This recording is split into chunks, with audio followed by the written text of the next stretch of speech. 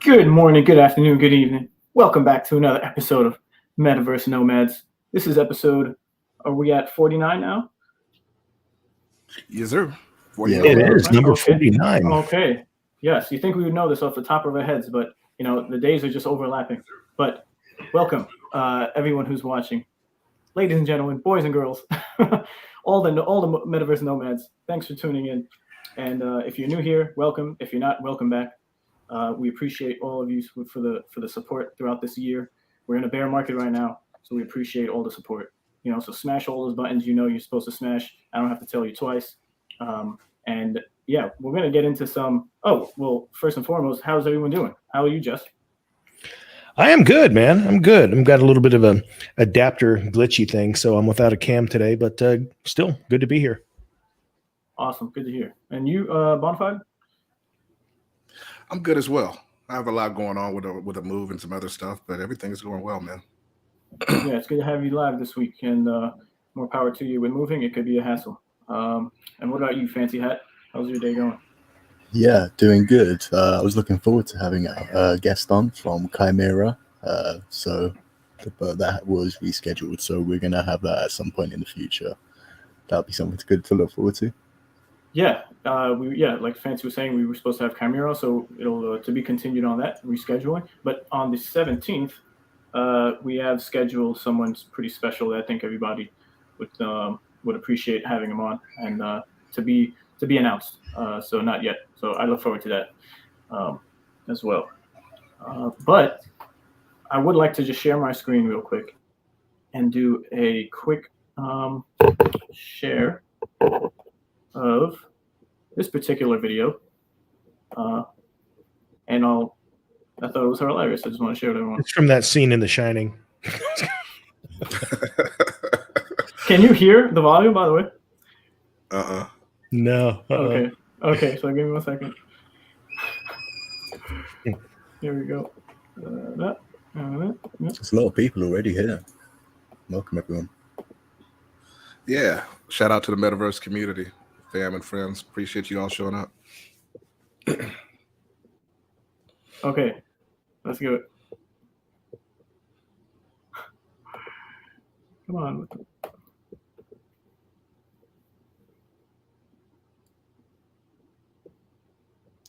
You're gonna have to give us a voiceover. There's still no audio. Damn it. I'm failing terribly. Okay, one more time, guys. I know this is could be like chalk or nails on a chalkboard, but this is what happens when you try to go live. So we're gonna share the whole screen here, and audio is enabled. So now I want to restart this. I hope I'm not doxing myself. Seed phrase, keep it private. Okay. Now let me know if you guys hear it. Yeah, we can hear it. Yep, audio. Okay. The 3AC contagion is spreading. Whatever you thought was happening, make it double, make it triple. If our banks are gonna fail, withdraw everything from your centralized exchanges. Shit is about to go down worse than you could ever imagine. I said too much. Okay. Okay. This guy's Gabriel Hines, and I consider him like one of the funniest comedians in the crypto space. I don't think he claims himself to be a comedian, but he does a lot of funny stuff. And I don't think he's well known enough in the space. He only has like 28,000, even though that's a lot. He's not as shared. He's not shared as much as like K Money, who's another out there Web3 out called comedian. But if you didn't hear what he said, he was just basically saying that Three Arrow Capital's contagion is spreading, and everyone is becoming insolvent. Take your money off of the exchanges, centralized or not, out of the banks. Just get it on a hardware wallet or a hot wallet like MetaMask. And yeah, he's just it just cracked me up. I had to share that with everybody. So I think that he's spot on, and as we'll see with this next clip I have, and this is us getting into the news essentially of what's going on a macro scale, just general overview of news. Where I agree with you on that, or with you and the guy 100%, right? Because it's like the last time we had a bear market, I don't remember people being as aware and focused on getting their money off of exchanges and having their private keys and not your keys, not your coins. And I'm seeing a lot more of that this time around. So it's really nice. Right. I think the space is improving because of it. Yeah. I think the cascading liquidations are just something that no one can ignore anymore. And if you didn't know about these big players in the space before you got into NFTs, you definitely know about them now, and the effects that the space has for why we're in a bear market.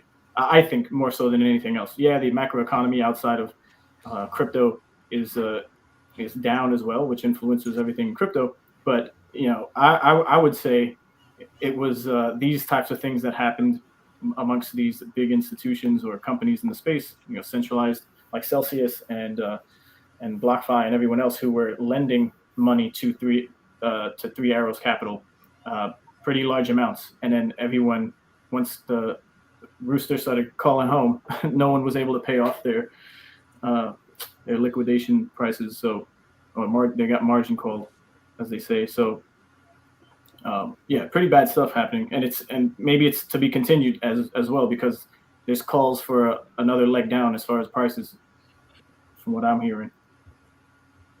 Yeah. So on screen here, it's the June highlights, and that's like the top thing there. A lot of cool things going on this month. You can see like Solana announces plan for smartphone. So starting at the top, within the month, there's just been so many things that's happening. And I like this Travis's post here for just June highlights. I love how people in the space just compile some major milestones and things that happened for I guess content created to digest in a simple form, because it could be daunting with all the stuff happening. Three Arrows Capital blows up, and before that we had the Luna situation debacle, and then the effects of the damage of all that. Many billions lost. Celsius halts withdrawals. Right, we had Voyager also just the other day halt withdrawals and transfers, and then the teams are heading for bankruptcy. BlockFi loses hundreds of millions, and there was a whole conversation around that where traditional news outlets were posting and publishing articles saying that FTX was gonna buy out BlockFi for $25 million, but then that apparently was false. And then there was, Sam Bankman-Fried came out and said, or the head of BlockFi came out and said that wasn't the case. And so there's a lot of misinformation that's just being pumped out in a short amount of time, and it's being scooped up as truths. And then soon after the fact, the truth comes out, but it's not relevant anymore because there's a new big headline. So it's kind of crazy right now what's going on, and who's to know what exactly is happening. A lot of people trust these Twitter profiles that are doing on-the-minute news, right, updates, but even they might be getting their sources from another source, and we just don't know exactly until what really comes out for us to trust officially about who's buying who for what. But yeah, you just got to keep your eyes open and just keep your ear to the ground as much as you can, and from different sources, which is always the best thing to do. But what about you guys? Have you guys been struggling to keep up even more so than it was just in the good days of just last year with the markets? For me, it's an interesting time, as I don't know if you can hear all tons of dogs barking out there, but it's an interesting time because things are evolving and changing, and I tend to not get I don't dial down into the minutia. I tend to step out, and I like that 50,000 foot view, and I want to see what big moves are being made and what I think it means going forward. So I tend to just camp out at that space and not get too caught up. I pay attention to a lot of these things, but I don't get too wrapped up in them. I'm just more like, interesting. And okay, what does that suggest as a trend? Yeah. Personally, I think it's easier to see. I think there's a lot less noise. I mean, even though, like I mentioned, I mean, it seemed like it was a busy week this week, but still, I mean, it's a lot easier to see all the stuff that you should really be paying attention to. And, you know, for those of us in the crypto community, I understand a lot of people came out, you know, after or in this last bull run. So you came out with the gaming metaverse, or you came out with NFTs, and you don't really know the background necessarily of Bitcoin and et cetera. But it's in the beginning, it was all about having sovereignty over your own money. And so you're seeing the onslaught and the downfall of a lot of organizations who, you know, people were putting funds into who, you know, where you're not allowed to have your own keys. So that's one place you don't have to worry about liquidations is your hardware wallet. For sure. And that's where everyone's leaning on now. You see all these content creators promoting their, you know, ledger and I trust capital for your IRA crypto trading to take place instead of doing it on any centralized or even decentralized exchange. We're not sponsored by anyone, but I Trust Capital is a company that's been around in the space and promoted by content creators. And so far, no bad press or news have come out with them. But if you have an IRA, a Roth, or a traditional, you can have one with just crypto specifically, more of a self-directed type of situation. And all your trades that are made in that account when you're 65 or whatever the retirement age is going to be at that point, because who the hell knows, then you'd be able to withdraw if it was a Roth without paying your taxes on that. So a more traditional way of trading is in the Web3 crypto space. But yeah, like to everyone's point, it's just that the macro is the most important to take a step back and reflect on what's going on. But I personally like to get into the nitty gritty and know, I guess, generally about what's going on. It's partially entertaining, but it also helps me, I guess, in the same way Jess is saying, to know where to go, I guess, for short to medium trends instead of like a longer, although my time horizon is much longer and I'm out here for the rest of my life in the space, it's going to be, I guess it's just as important for me to do that, I feel, in many cases, just as well as looking back and reflecting on how the Titanic of this ship is turning, because it is these little things that add up to turning that huge ship of what we call this crypto Web3 NFT space. So yeah, on this list, there's good and bad things. Right, we got MicroStrategy buying another 10 million worth of Bitcoin.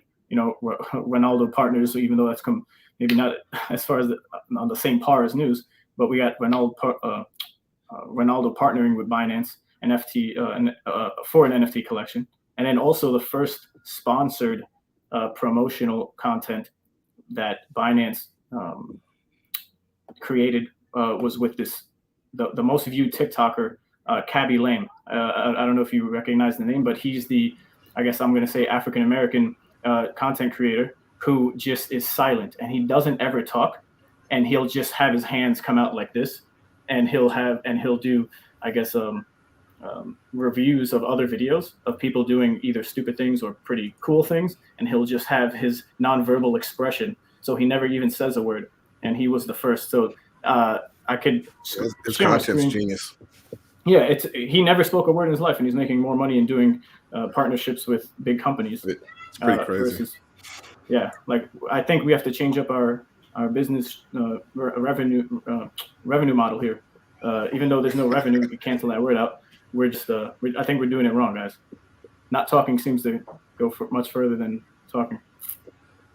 Yeah, I received an email about that. I was quite baffled by it at the time, but yeah, good on him. If he said he was passionate about explaining like Web3 simply. Yeah. He can do Sorry well, if I explain it. Is it being shared? Yeah. Yeah, we can hear it too. Okay, cool.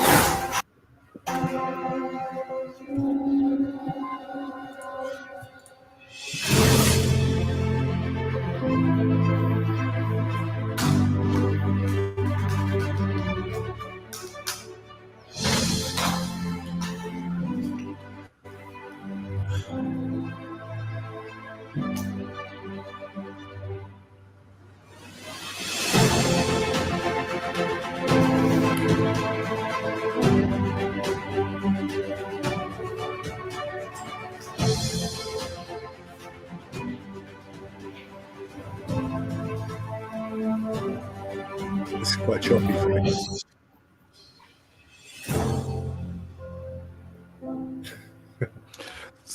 So give it to me again, Ray. Why was this historic?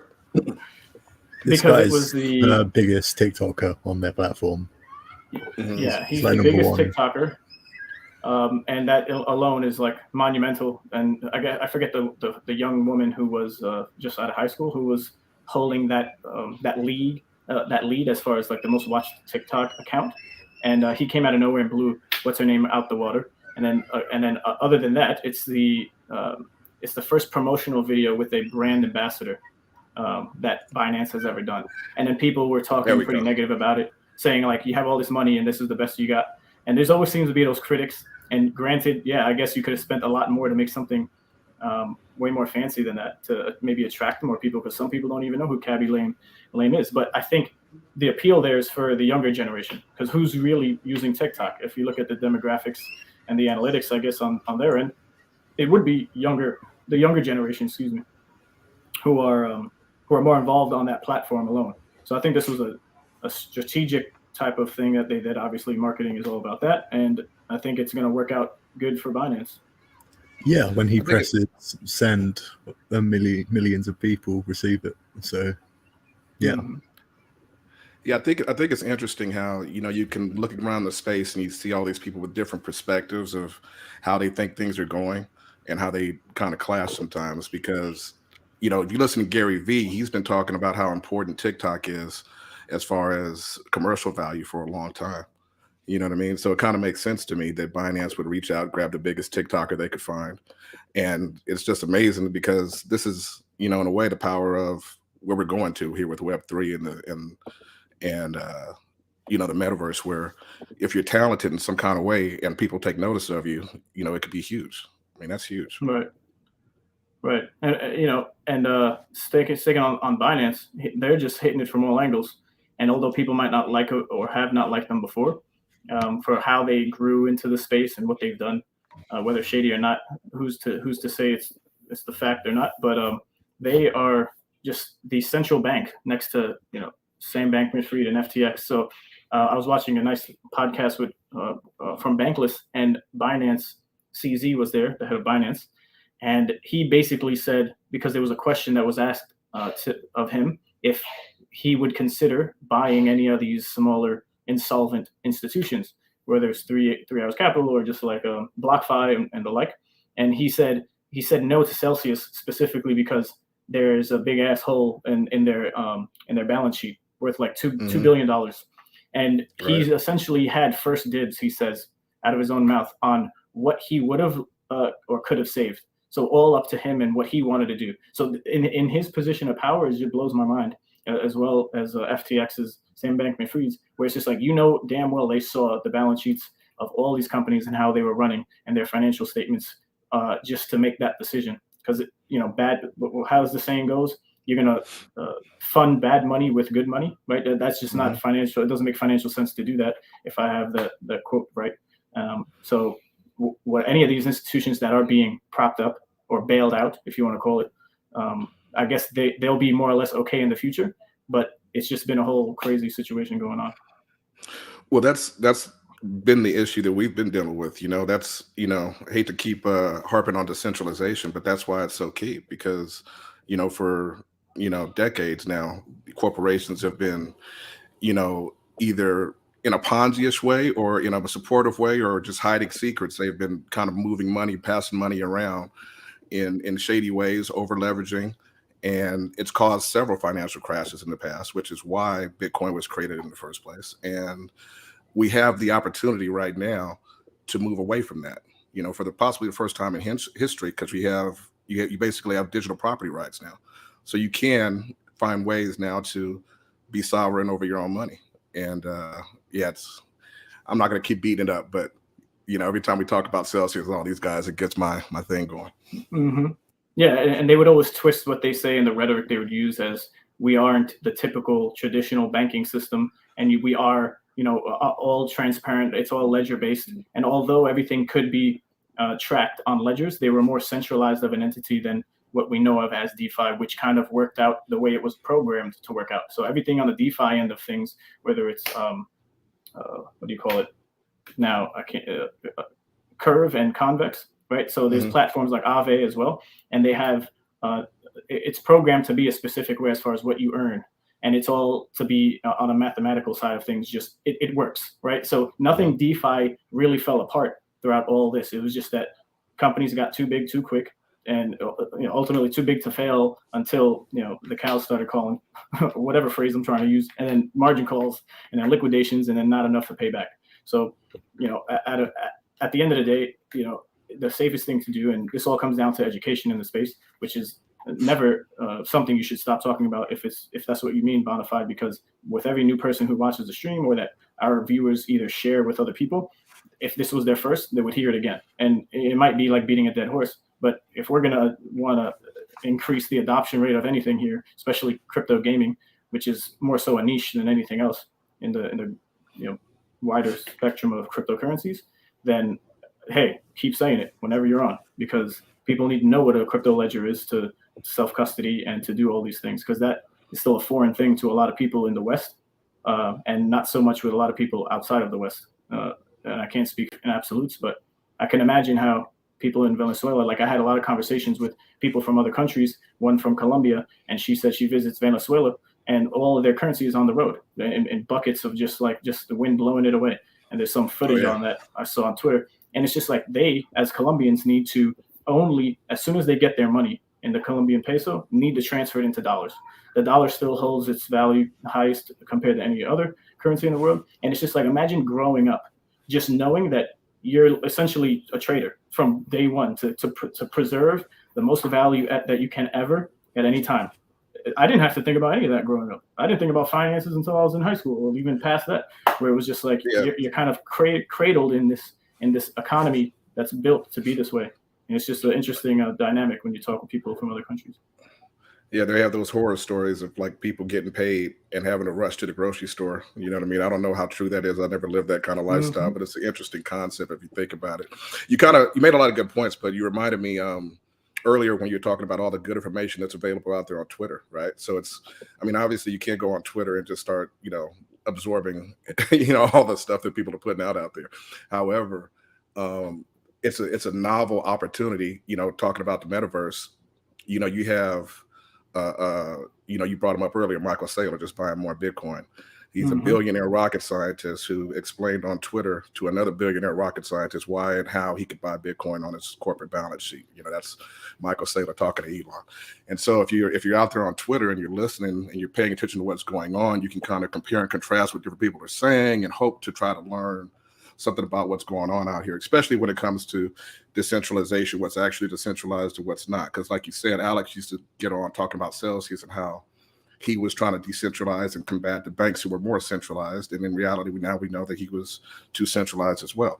And people were calling him out for that on Twitter, So people I respect, even though I wasn't necessarily able to see in the balance sheet of Celsius that they were going to go under, but there were other people on Twitter who were calling it out. You just got to pay attention. Yeah, a lot of red flags were brought up for a while. I saw some of them. I had some million Celsius still there, and who knows how long it's going to take. But that's why you spread your risk, right? Just like with anything else, investment wise. Which this is not financial advice or investment advice. This is what makes sense to me, and I could maybe speak on behalf of the Council of Rome.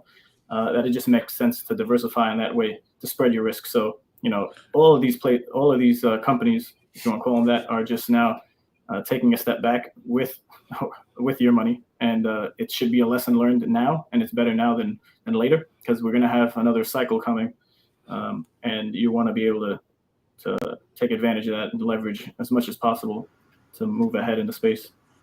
To be honest, I was one of the first people. I was I was there right when Celsius opened up their doors. I put money in Celsius too, but I proof the keys every time I see the market shift. So if it's going into a bull market, I proof the keys. If it's going into a bear market, I proof the keys again. Because you just kind of got to test that out every now and then. Yeah, in that bull run, any project can make it. Really, it just depends on not many variables. Yes, sir. It's really just hype in the bull market. It's just hype. If they're hyped enough, you get paid. Yeah. And if your grandmother or wife or children think you're crazy for continuing to speak about the overall crypto and how it's being adopted, look no further than the actual banks that they operate out of to pay their own bills and whatnot. I'm just going to share this real quick. I thought it was interesting. And countries are making it legal tender. I know that's another horse that's being beat to death. But banks of international settlements to allow banks to keep 1% of reserves in Bitcoin. So now on the balance sheets of these institutions that were either saying Bitcoin and other cryptos were drug dealing types of currencies, Rat poison squared. Rat poison squared, Jamie Dimon, and it has to meet some classification conditions, or it doesn't meet some classification conditions. So although it's risky, you can't deny that it's it's more of a sound type of currency, literally, because it can be used and has been used for many things like paying taxes in particular states in the United States and in countries having it legal tender, creating wallets for their citizenry to then now claim $10 worth of Bitcoin. I think that was El Salvador when they first brought it on as legal tender. They just purchased some more next to Michael Saylor, who's purchased. So, if you do what Jess is doing, more so than I guess, what someone does on a day by day news article basis, you would understand that the smart money are making moves when it's blood in the streets. So I would say adopt that, but this isn't financial advice, of course. You guys know that watching this. So I thought that was pretty interesting. So we're gonna have banks now having Bitcoin on their reserves, and I guess so lots of macro financial stuff going on, but I just wanted to touch base, and then there's one last thing I would like to share until we get into, I guess, Bonafide could talk on the Kevin Hart situation, but Keanu Reeves launches a Futureverse Foundation with Fluff World NFT. So I'm sharing the article now. Fancy, let me know if you brought me up. No, it hasn't. Okay, here we go. No, Yeah, that's Kevin Hart. My bad. well, we can do this one now while you set up if you want. Oh, well, I got it right here. Cool. Yeah. So this was just announced the other day, and just months ago there was on The Verge there was a video clip of Keanu Reeves talking about NFTs in a negative light, as like if he thought it was a joke and even laughed. And I summarized that for you guys here, but if you just look up The Verge, you might catch that interview that was had with him. And sure enough, he comes around like everyone else does, big or small, and he's going to partner up with the Fluff World, and the Futureverse is what the Metaverse is going to be called there, and it's for supporting underrepresented women and indigenous artists. So these NFTs are going to potentially help them make money versus with the NFTs to sell and represent them as artists. So yeah, as long as people can sit down and take a little bit more time to understand the technology that makes all this possible, of course, anyone who's going to want to help someone else is going to adopt it in some way and then use it to promote something that's good that they want to help see change the world. So good on you, Keanu Reeves. And that leads us to Bonafide with this Kevin Hart stuff. Yeah, I just how we're all doing out there searching the Twitterverse at all times, trying to see what's going on in the world. And a long time back, Gary Vee made a point about how NFTs were really about community. And it was very profound to me that now you're seeing it come across again here. So Kevin Hart is talking about moving into NFT deal and moving into the metaverse essentially. And then you also had Snoop Dogg and Eminem coming out with a new song together. And in the video that I saw, the video clip I saw, they're being portrayed as their Bored Apes. And so even, the bear market's, blood in the streets, everybody's, crying and screaming on Twitter, and the pitchforks are out, companies are falling apart, and you have celebrities still exploring and what's the word I'm looking for? Exploring and They're practicing. jumping in. Yeah.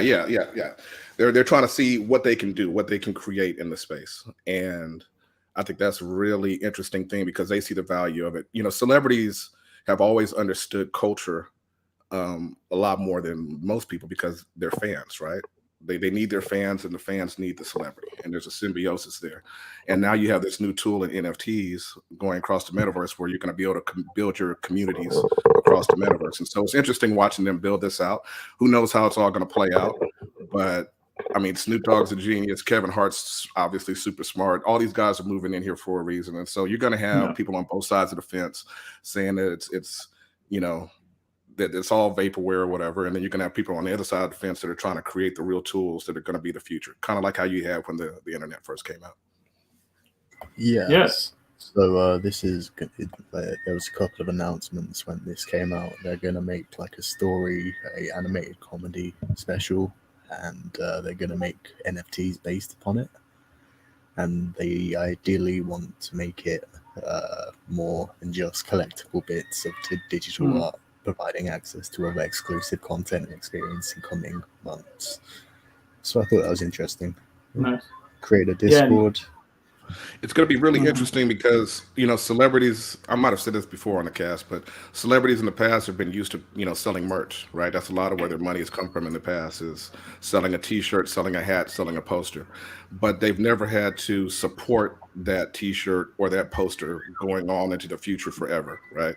And so now with NFTs, you have basically a way for them to sell merch. The ones that figure out very quickly how they need to support that in the future in order to build this strong community are going to be the most successful, and the ones who don't realize it and put out a bunch of NFTs that are worthless are going to probably learn the hard way, I think, how important NFTs actually are. Well, if you search up NFTs, you think the world is ending. It's the worst investment to ever make. Not that we are suggesting these are investments, not financial advice. But the thing is that all news is covering NFTs in a negative light, and the overall research of the word and the topic is trending downwards as far as like YouTube analytics or even just general Google searching. So for these guys to get in, if it all fell to crap, then they would still be okay as far as like the celebrities getting involved. And if it works out, great. So I guess they have that bandwidth as far as finances and liquid money to just do such a thing, and a team and the whole nine, to be more successful than a project that's just trying to do a generative art project and paying out of pocket for the artist and the developer to write the smart contract and whatnot. So as long as it's going to work out to help more people, then I'll generally support it. But this is more outside of what my main interest as an individual is with gaming, and then also like decentralized finance. If everything is decentralized 100%, probably something could go wrong there. So there has to be a healthy balance, but more leaning on decentralization on my end. No, and that's what it is out here, right? I mean, most it's a lot of experimentation going on. So, nobody knows how things are going to play out. Nobody knows the right way to do anything, and we're watching it all be formed. Some things are going to be very successful, and the majority of things are not going to be at all successful. And that goes from music to celebrity NFTs to gaming, even though I tend to personally think that if we are going to have something decouple from the overall Bitcoin market and economy, that it's going to be basically something that has its own economy, right? So that's going to be either a metaverse game or a crypto that's focused on, being the main crypto of a whole country or something like that. Those types of things are what I'm paying attention to as far as what's going to be able to decouple from Bitcoin and be successful on its own. Yeah, without a doubt. But what is this? Oh yeah, Bored Ape Yacht Club, Eminem merch drop. Yep. Yeah, Snoop and Eminem collabing with Bored Ape. This was particularly interesting. Go ahead. No, I was gonna say, honestly, I could care less for this type of stuff. As far as if I'm creating the Bored Ape Yacht Club project and it grew it to what it is right now with the land sale, over 100 million for a second run with the land sale, there's a lot of extracting going on. And then what we need to do as these Web3 investors need to wait for these projects to come out with the game that they're promising or whatnot. But when it comes to, I guess, them partnering with anyone else, celebrities or music artists, and in creating merchandise, it's almost like you're just trying to make more sales of things that make everyone else money. But the people who are here to, I guess, or who actually keep the ecosystem alive, and we could talk specifically on the actual game, Star Atlas, right? The core community and guilds of Star Atlas are here because they want to see the project grow and be a success just as a game. Not just because everyone's going to get rich quick and then leave tomorrow, because then where's the game? There's an actual genuine care for this genre of game, and everyone's pouring in from its traditional gaming background to then help support and grow along with the team who's building it. So yeah, people have made merch, but they haven't sold it, right? These guild members and certain particular individuals, they're creating animated comic strips. There's so much innovation happening on a ground level within this one game, within a small niche of the whole crypto Web3 space. But who's publishing that at the New York Times, right? It's such much more work to do something like that than a Snoop Dogg or Eminem to just say, yeah, we made a hoodie, we're embroidering some stuff on the hoodie, and then people scoop it up. Right, there's a market that they're targeting, and it's not us, unless you're a hardcore fan, which is great. If you love him, do what you want to do with your own money. Now, I ain't telling you to do anything specific, but in the grand scheme of the ecosystem, how is that something that I would want to support? It's not. You vote with your dollars, where you buy your things and who you buy your things from, and that's just my philosophy on how I use my money. But yeah, it could hurt me in the long run, or it could help. Yeah. You make good points there. Bring it back up for me, Fancy. That Twitter clip. You make really good points there, and that's like I would hesitate to dive in to just any PFP project, or Bored Apes is more than a PFP project by now, but I would definitely hesitate myself just to hop in on it. But what I found interesting about that particular clip was that merch is going to be sold exclusively in ApeCoin. Now that doesn't mean anything. It doesn't mean that ApeCoin number go up in a bear market, even though Bitcoin's down, ApeCoin's going to shoot up because of this or anything like that, right?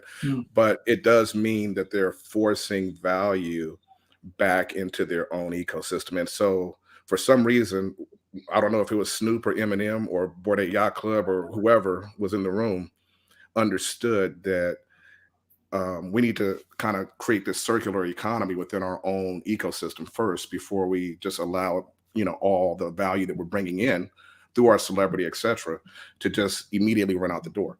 Because that's really what you have when you have the issue, when you're dealing with this idea of a Ponzi. The issue that you're having is a bunch of people have to be putting stuff in, and all of that stuff is coming out. So you need more and more people putting more in constantly, right?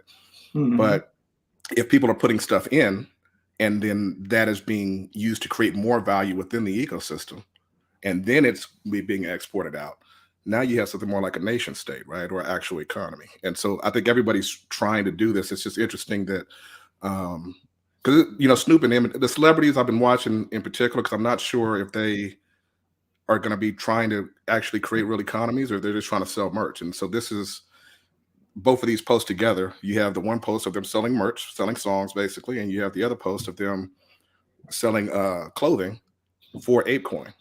So it's going to be interesting to see how things played out.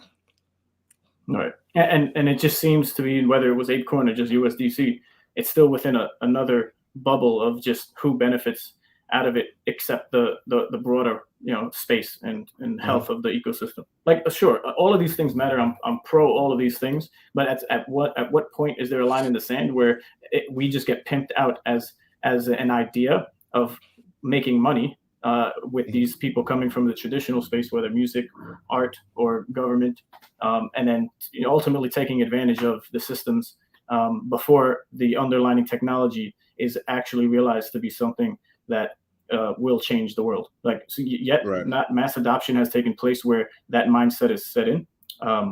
From what I'm listening to and hearing and keeping up with.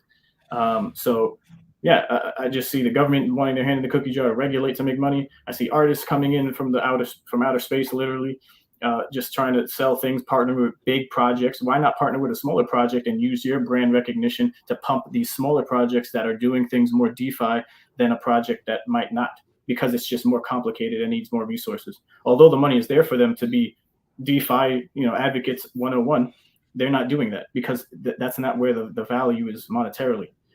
So it's just going to be a long haul with everything that's happening, and it's going to take time, like everything else, for us to grow to that point of which maybe I just said, but maybe we don't. I don't know. You're absolutely right. I mean, right now in this space, I think if you're here in the space, it's going to be incredibly valuable to you if you're there and you're focused and you're trying to do and build and see everything that's going on. And at the same time, I think a lot of people who are in the space right now are going to end up getting hurt in small ways or large ways. But I tend to think that WAGMI, if you're here and you stay in focus and you're staying down, then yeah, you're going to get hurt here and there, but you're also going to have a lot of pluses because you're in one of the most explosive points in human history, possibly. So there's that, you know. My crypto bros, whack me all the way. No, I'm kind of done with these words as well, or these acronyms. Nothing against you. I know the GMs and the WAGMEs are part of the culture, but you know, in NFT NYC, I was talking with investors and not just like as individuals as us, but part of bigger funds and projects who actually raise money or invest their own money, like old money, I would say. So there's new money, which all of us are broke with, unless you're past the age of like 45, 50 and worked and busted your ass and invested your whole life in the stock market. That's old money, right? And then new money is this money, the crypto space, the money that kind of evaporated and now we're waiting for the next bull market, right? So I was talking with a couple of these guys and they're saying that it was not easy to use the words that we all were accustomed to just months or at the beginning of last year and and all of last year to either raise money, seed funding, round A or B or whatever it is. People who are investors of old money, they are hip enough, I guess, unless they're young themselves, having old money. But if they are old themselves and then having old money as investors, they are not as attracted to anything like a scholarship program, right? You would have to rephrase these words in a way that speaks more to, you know, what your monetization method and schedule is going to be, and why you exist in the first place. Because now you're just a copycat, and it was pretty profound to hear from these people themselves who were just like, yeah, you know, I don't need to know everything like Jess was saying about the ins and outs and the crosses on the T and the dots on the I. But if I know macro where the space is going with the technology, I can then apply my imagination to see like, okay, it's worth maybe investing in this group or this guild in particular. But these power words that are being used or that have been used, it's kind of off-putting to a lot of these investors from what I was picking up in my conversations in that week of NFT NYC. I think we're even going to stop using NFTs at some point, right? So I agree with you 100%. Language is definitely going to change. It's interesting watching, you know, when you go through the cycles, watching how the vibes change, you know, from bull market to bear market and back again, and how everybody's opinions and feelings on different things are. But yeah, I told myself that, you know, personally, I was going to wait till next bull run before I stopped saying WAGMI, because I feel like I think the markets are going to be less explosive as time goes on, right? So I don't think you're going to be able to see huge opportunities for success in the coming decades, obviously in crypto. But I think right now, you know, maybe for another couple of years, I think this is the place to be. Yeah, without a doubt, man. You know, the deeper you go, the more you learn, and the more it'll make sense, I guess. But I guess if no one else has any other news, we can now jump to our next segment of the show, and we're going to hop into some Web3 games, starting with Star Atlas. Like we said earlier, we were supposed to have a special guest from the Chimera Guild. Shout out to Chimera. You guys are doing great. Particularly Sutherland, always out there advocating. He's a renowned Star Citizen player, and he's doing a lot of the director of diplomacy or diplomatic director. Right, diplomatic director of Chimera. Yeah. So, you know, and we need more people like that who have guilds or had guilds and have connections to bring in at least the people who understand the game to come in, and then it would be that a step down, I guess, or less work for these individuals to stick around. They would just need to maybe focus on the technology of crypto and how it all works. But yeah, shout out to them. So we'll reschedule that. But yeah, Star Atlas, what do we got, Fancy? What's the first thing we can talk about? So yeah, gonna jump into the state of the economy. They're gonna make one of these every quarter, and yeah, it's quite an interesting read. It's quite long, and I'm glad they have some key report highlights here. So let's go through some of them. Let's do it. So the growth in the labor force drove aggregate daily Atlas wages to increase by 18% since the beginning of 2022. Yeah. Go ahead. I think Bonfire, somebody was going to say something. Yeah, I was going to let you go ahead and go first. But, you know, I just, you know, right off the bat, shout out to the Star Atlas dev team and whatnot for doing this and deciding they're gonna do this quarterly, because this is it implies that they're gonna actually try to build what I think is necessary to make it, which is an actual economy. And right here you see it where they're talking about the labor force. So they're basically considering our ships to be a labor force, and they're trying to look at it the way you would look at a real economy. So I thought this was super cool. Yeah, and that labor force, the size of it grew by 49%. So from the last quarter, I believe, this would, almost doubled. I think it's interesting because shout out to Hologram did a summary of the new economics document that came out. We can jump into that. Yeah, I just remember what he wrote in his summary paragraph of this in particular, and it was more of the people who are invested in ships already are reinvesting. So I guess the numbers show more so that people who have been invested are reinvesting into ships. So that labor force of what these numbers show are not distinguishing like new people coming in or just existing players increasing, which is then on paper or on a document on there and making it seem like it's going up. So it's going up, it's great, but what's the percentage or the ratio of new people coming in increasing that labor force percentage? Yeah, we're definitely going to need more time to dig into those numbers. There's 27 pages of it. And to be fair, I think part of that period is covering the last boom bust in the market too, right? So, I think they're kind of, some of those numbers are reflected in the fact that things were going pretty, we still had a whole lot of new people coming into the system, I think, at that time, right? So, yeah, I agree. So in this summary created by the Hologram, which is a news site for Star Atlas, they they're independent. go into the good, the bad, and the alpha. That's how they split up the 27-page document. So we started on bad news first, as he did. Let's continue. So the Hologram, just in case those out there don't know about them, you can follow them on Instagram. But the Hologram is an independent news organization dedicated right there at the bottom. Fancy got it. Covering the latest Star Atlas content from all sides.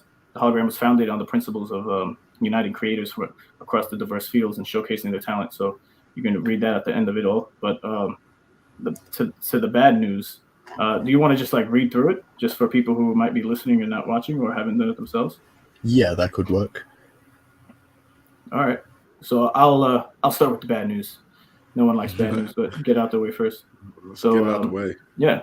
Because we kind of went through it and conversated behind closed doors, and we could do a deep dive on another day and go into details. But I just for this week, as a lot of things came out, and for the purpose of the show and its timing, we're just gonna read through this, and then I guess weeks to come we'll have more of an in-depth dive through of it, I guess, if you want to call it that. But so I'll start off with the bad news. As score players and investors are well aware, Star Atlas assets have taken a beating in the aftermath of 2021. Of the 2021 crypto metaverse bubble, long gone are the heady January days of swapping earned Atlas for 0.1 USDC and many ships trading well above VWAP.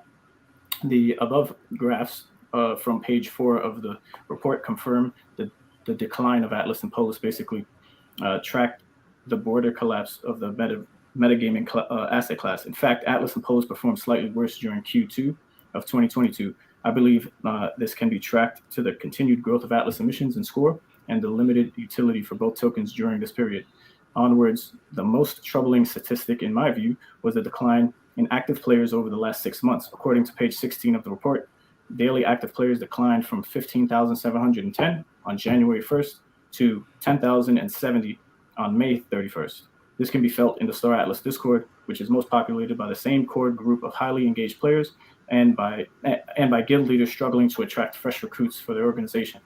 This trend must be reversed to make Star Atlas economy sustainable Every new player, no matter how small their initial investment, adds vitality to the game ecosystem, and their positive experiences can generate word of mouth buzz from that brings in more players. With a referral program launching soon to incentivize this kind of growth, the other releases coming from hashtag Star Atlas Summer, we hope to see some positive turnaround here in the next report about 3 months from now. So that's a pretty short span of time, and I believe it's accomplishable. Right? I think the team is still strong. It's just unfortunate that we had that dip in active players of the existing, I guess, player base that we've had amongst or through the guilds that we have in the community.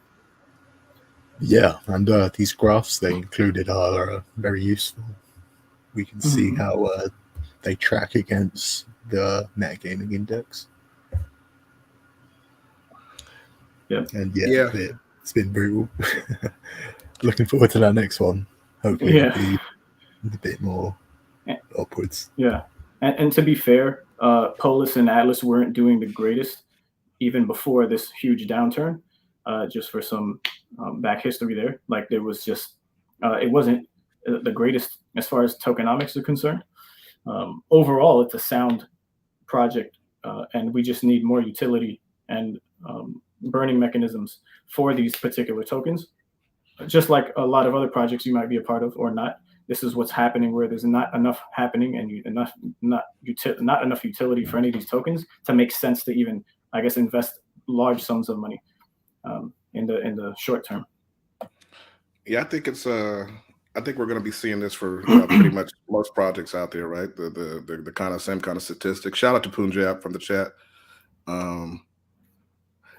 Yeah, plan to hold your Atlas for years, going to take a while to make this game.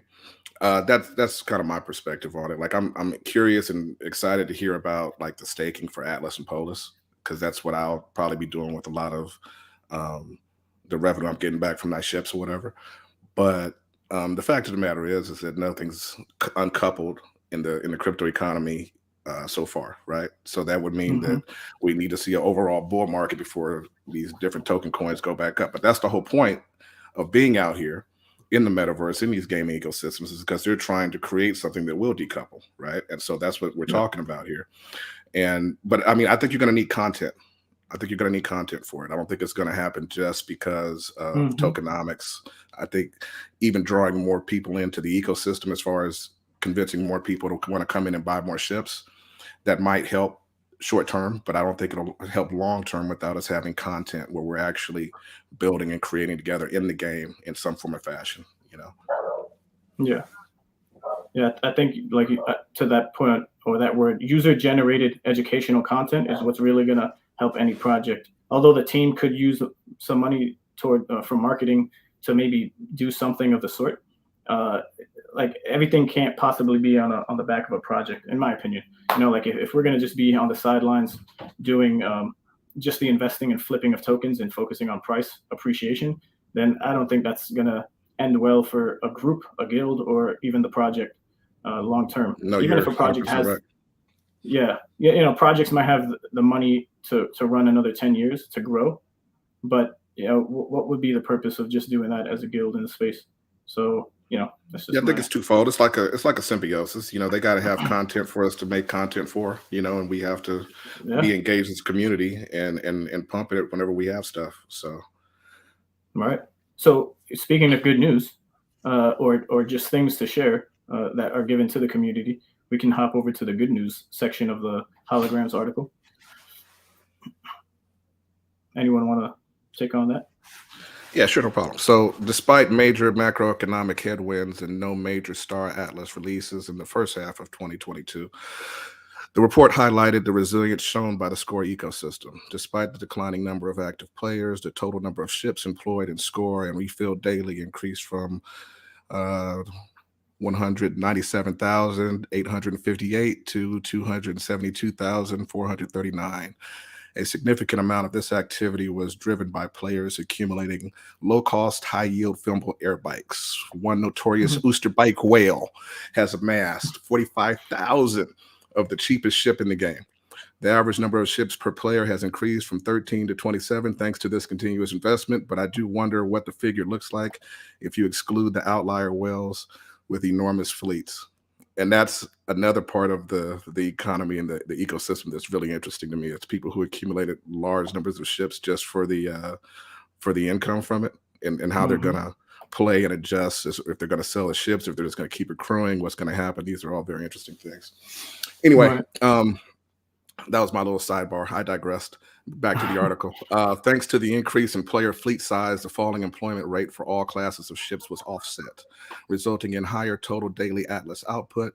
Unemployment for capital and commander class has leveled off in Q2 2022 after rising in Q1. Although the unemployment rate for smaller ships has increased continuously, as the conclusion of the report states, the total number of ships has increased. The ships brought in early on have not seen the withdrawals one would expect after a significant market downturn. Score has been sticky. Aggregate labor hours increased. This is a good sign for long-term viability of the game economy. And, once again, that's the end of that section. But once again, shout out to the devs. It's just exciting to see them even thinking like this and paying attention to this kind of stuff, because this is the kind of thought that I think is going to be what it takes to create something real. Yeah. And then that total number of ships have increased. More so by the individuals already in the ecosystem. So it's good to see that there's still a healthy, give and take here within the guilds and the whole ecosystem of Star Atlas. Yeah, I got the graph up on screen that they were referring to. I think page 21. Nice. Yeah, forgive me. I'm on a laptop screen. I don't have two screens, so I'm like jumping from tabs to tabs. No problem. But yeah, so we see that here from the actual official document. We have the DAO on the left-hand side, R4 sales, and then for orange, and then green, the R4 consumed, and then R4 inventories to ships on a downtrend. But I was just going to ask a random question, just out of curiosity. How much are you guys stacking as far as supplies for your ships? Understanding we all have different size fleets and stuff like that, but do you tend to keep a bunch of supplies on hand, or do you just kind of buy as you need, like weekly or something? I find it quite annoying to have to buy resources, so I just buy a ton of it. I did the same thing. I was just curious. It doesn't seem like the smartest, but it was just, whatever. Yeah. I guess just like in real life, you want 6 months of expenses. So I did. Shout out to Mr. Zeman. Yeah. 2 months. Okay. So we got Zeman with 2 months worth of supplies. But I think I'm around that mark, or it was when I do it every 2 months, I'd say. Nice. Yeah. As far as just not needing to deal with the resupplying of the ships, I think the more you learn about the project as a whole would make you have on the sidelines a good amount, because of what you're going to be using it for, for Atlas with hangar upgrades, right? These are the things that a lot of people coming in just thinking they're going to make a quick buck won't understand, and then ultimately won't stick around and benefit in the way of playing the game to earning the most that you can, versus the staking, which is going to be slowly, discontinued over time. So there's a lot of potential for having these resources. Yeah. Funny enough, I was trying to refill one day when Solana was having issues and we couldn't get the supplies, and it traumatized me. And so I've been stockpiling ever since. Right. But go ahead. Sorry. Yeah. But I guess we can move on to the next section of the article. Yeah, I can grab this one if you guys want. Yep. So hidden out in the footnotes, this is one of the more interesting parts, the highlights, I think. So, as the hologram's resident ships connoisseur, I was pleasantly surprised to get some clarity on a question that has been vexing me. Just how much better is a medium component versus a small component? In footnote 4 on page 8, we get an answer. 2 small class components equate to roughly 73.5 the output of 1 medium component. The general rule of thumb is that component productivity increases by a factor of 2.7 with each class. This is huge news. This means that the 2 medium guns on a fin will be about the equivalent of 5.4 small weapons. Well, that's huge. making it far and away the best arms warfighter released this so far. This gives us hard numbers to consider when evaluating and comparing ships, something I've been eagerly waiting for. The Calico ATS Enforcer capital-sized weapon is looking pretty attractive now too. Yeah, shout out to the OP on this one. When I read this, a big smile got on my face because, that's what it's all about to me in games is min-maxing, right? What's the right ship with the right guns, with the right fuel, with the right supplies to get the job done the best way and be the most successful, Yeah, I've been a fan of start doing that. I've been a fan of the ATS Enforcer for a while, even before reading this. So shout out to the guys at the Hologram. I think it's interesting that this is only talking about the weapons modules here. So, as far as those other areas, whether it's a gas efficiency or fuel efficiency, and then or the like, it just shields, all that, yeah. So hey, if you need firepower, I guess the ERP is the Fimble ERP is gonna be your go-to. That might equate to like all of the different types of things you can have, just because it says component productivity increases by a factor of 2.7. So that could be like bigger booster is 2.7 times better than a medium one. So yeah. So that was some alpha that was dropped for sure. And I think along these releases of information that we'll get in months to come, maybe there's some more of these tidbit alpha footnotes that if people don't read or think the project is good enough within the community, then I guess they'll miss out on those alpha footnotes unless they watch, Metaverse Nomads or the Hologram articles. But I guess we could wrap it up with the future outlook. That Hologram, we don't know exactly who the individual was unless it's written here. So, if there's one or a group of people, maybe we can have you on the show. That would be pretty cool as well. Get an insider look. I want to say Metaverse Explorer went over it as well. Shout out to him. It was shared by the Star Atlas. Yeah, it was shared. Shout out to Metaverse Explorer for sure. It's these types of videos that are going to, I think, help push the community to grow in a different way than just how much money you can get from staking ships, which is, which might have a lot of people's attention versus the game. But let's look at a future outlook that they have here. The conclusion of the report optimistically asserts that we have reached, quote unquote, a half halt in the economic slowdown and the start of an economic recovery, close quote. Is this really true? Certainly the bleeding in Atlas/Polis slowed in the last month or so, and ship prices are no longer in free fall. The soon anticipated release of Polis staking for long lockup periods in the Star Atlas DAO and the later release of Atlas staking should represent significantly bullish supply shocks for both tokens. Utility for Atlas and ship NFTs with Scream could drive a positive demand shock for both assets. The Solana network is faster and better than ever with recent upgrades, and is generating buzz with the groundbreaking initiatives like the Solana mobile stack and associated smartphone hardware. So despite the presence of each bullish factor in the near term, the outlook for a macro economy and crypto sector remains uncertain at best. Insolvency appears to be spreading throughout centralized lenders and exchanges, with Voyager being the latest to halt user withdrawal deposits and trading, as well as disabling their debt card service. The collapse of many high-profile crypto products and services is eroding and trust of retail consumers in the sector as a whole, potentially harmful Star Atlas user acquisition. Combined with historic corrections across a wide spectrum of TradeFi assets, high inflation worldwide, and ongoing geopolitical instability, it is difficult to imagine a strong recovery for risk assets like metagaming tokens in the near future. So that being said, Star Atlas has yet to tap into the traditional gaming market. This has been due mainly of lack. This has been due to mainly to a lack of existing gameplay and its demographics hesitancy to explore NFT gaming, being traumatized in their experiences with predatory microtransaction models. Although their customer wallets will be tightly squeezed by inflation and other pressures, if Star Atlas can deliver enjoyable gameplay with Scream and an immersive, highly social experience, the potential of hypergrowth remains strong beyond the 6-month time horizon. I maintain to buy and hold outlook on Star Atlas assets in the meantime. So that's the end of that. If you're just listening, And Yeah, I thought he made a good comment there at the end. Yeah. You know, I mean, Yeah, because you know, personally, you know, I mean, you know, not financial advice or anything like that, but I won't be bullish again until 2024. You know, that's where my head's at. You know, I'm still DCing into stuff I'm interested in, but I'm not expecting things to move a great deal. I'm just preparing for the eventuality that I believe some of them will, you know.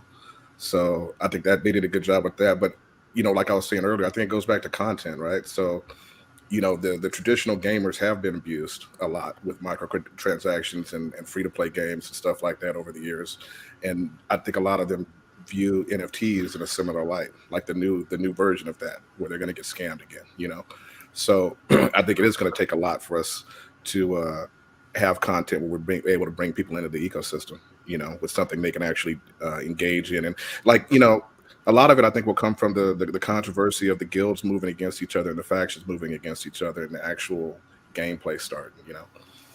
Yeah, the first ship, like the first $100,000 ship that gets destroyed, that's going to cause like shockwaves across media. Exactly. You know, or even just strife and controversy and people talking on YouTube and talking on Twitter and stuff like that and on Reddit. I mean, you know, all of us who play World of Warcraft and all that, those communities are super strong, but it's history of people playing the game together, you know? I mean, the same with you, Ray, with Axie Infinity. You have a similar story where you guys were all playing that game. You guys didn't think you guys were going to make a bunch of money off it. You guys loved the game. You guys had fun with each other. You had a whole community going. And then all of a sudden, you got invaded by the rest of us crypto NFT people. The extractors came. Exactly.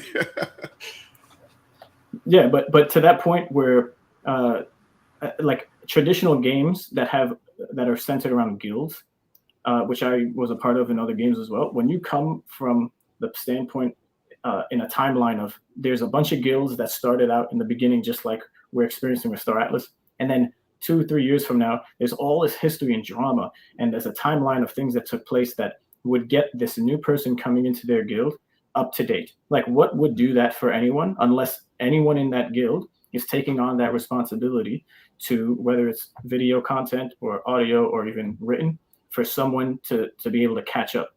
So I think, you know, this could be some alpha for any one of you guys out there, but if not, then I'm just preaching to the choir. It's content like ours that are going to help bring people up to date and to feel welcomed in the sense of they're going to represent the guild as other members do as well. So it's a whole team effort here as well. If we have guild members who are going to be helpful along the way when they first join. But ultimately, if personally, this is how I was. I wanted to know the history. I wanted to know what was going on so I can feel more a part of the guild for why I'm doing anything in the guild in the first place. So even now, some people might feel that way where they come into the Star Atlas Discord. There's hundreds of thousands of people there. People are talking, talking smack on different factions. The memes are going. You know, all these things to absorb. There might be a few helping hands that try to, for recruitment purposes, bring them into their guild. But the guild itself is its own Discord, is its own histories book, right? So who's helping them once they get in there to understand the macro goals and even the micro going ons of the guild, and who to go to, and who are the people who are the squad leaders, if there are any squad leaders in these guilds. So I think it's going to be crucial for us to, as guild members or leaders, to take that on as a responsibility if you're not doing it already, and to keep a timeline of what's going on in your guild, if it's going to stand the test of time, and if it does, to have whoever's going to be joining in the future able to catch up in some type of way that makes it clear to them, so they can now have, you know, that nationalistic feel of like, I would do anything for our guild, even though I was only here for a week, because I understand where we came from, the struggles, the hardships, and the like. So that's just my it's a great point, man. Cents. Great point on the importance of guilds. You reminded me because I was just in a Twitter space with Ashes from Star Atlas on Friday, I believe. And yeah, I was there at the end. Yeah, you came in, and you know, great conversation as always. If you haven't ever been in one of Ash's Twitter spaces, make sure you guys always follow her on Twitter and Star Atlas as well, and join those. Those are always super fun. But anyway,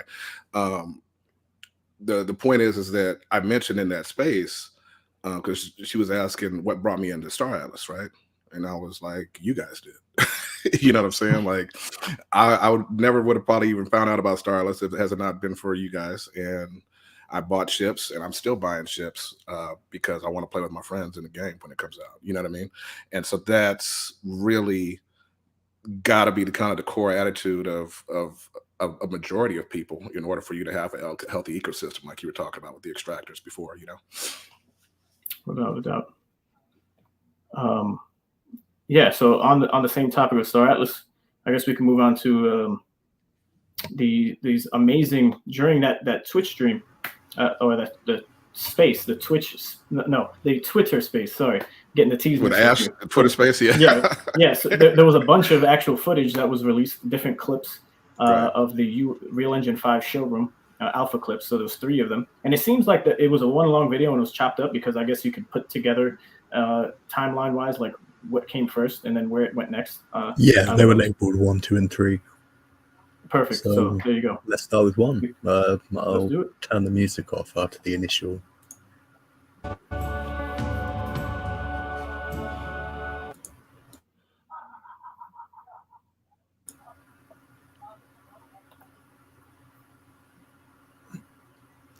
This part right here got me. I like this, how realistic the idea is.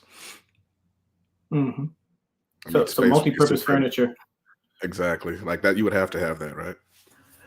Yeah, so when you look at this the first time, it's kind of a bit, why am I saying this? But as you go into the ship, you see it just lying there. It makes a lot of sense. You wouldn't have a table sticking up in like a very limited space. Mm-hmm. And all the animations are looking really clean on this PSX6.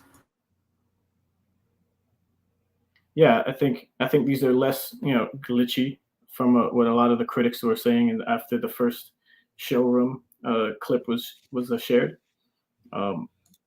yeah, I don't know. These are like superb videos that are pretty clean. So I don't know, for all those haters out there, you know who you are.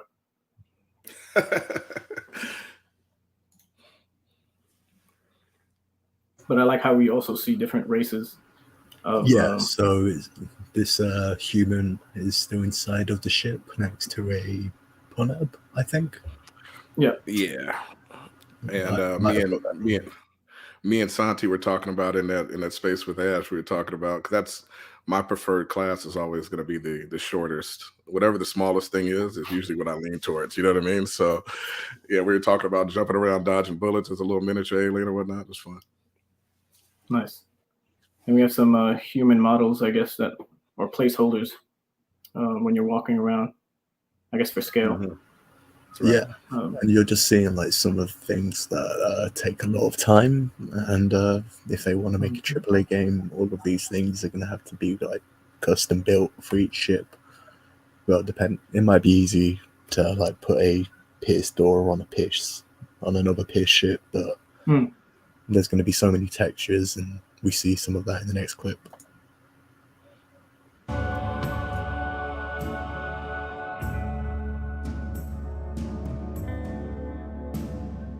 So clean. It's really cool watching it all come together. As many games, if you've ever been out waiting to come out, how many have you actually paid attention to on this level as they came out with the concept art and all that as they were building, you know? I'm a fan of the gold. Yeah. I think it was Ash making a point in the Twitter space saying that you would be seen from miles away off the reflection of the sun if you were that bright as the gold. Which, if this is going to be a simulation of real world, then I guess, yeah, the reflection of the light off of your ship would give you away. Imagine having a golden Titan and it's going past the sun to blind everyone. You would become the sun. Yeah, you'll die. You'll be vaporized just off of just the reflection off the ship. So be wary. So here we're looking at the Agrica Fitbit. It's not as far ahead as the PSX6, but it does look quite good here. It doesn't really have any textures on it yet.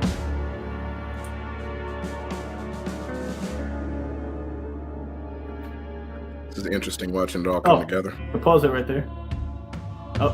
Just go back just one bit, and then press play. There was a miniature human. Yeah, I'll pause it. No, keep going. I'll tell you when. On the top right-hand side, It's going to be right there. Oh, right there. Yeah, I see and you it. see that little.